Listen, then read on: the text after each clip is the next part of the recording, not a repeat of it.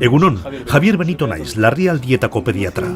Jarraian hitz egingo dizuet bronkiolitisak eragindako ume batek dituen arnas zailtasunen inguruan. Arnasteko zailtasuna bronkiolitisaren sintoma nagusietako bat da. Ume txiki baten kasuan, ez da oso zaila sintoma hoiek igartzea, umetxo honi gertatzen zaion bezalaxe.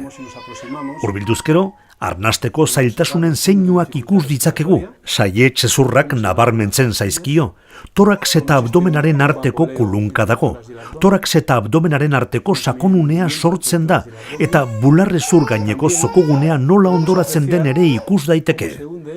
Arnasteko horrelako zailtasun zeinuak igarrizkero, umearen senideek kontsulte egin behar diote medikuari, aukeren arabera, lehen mailako arretako zentro batean edo ospitaleko larrialdietan.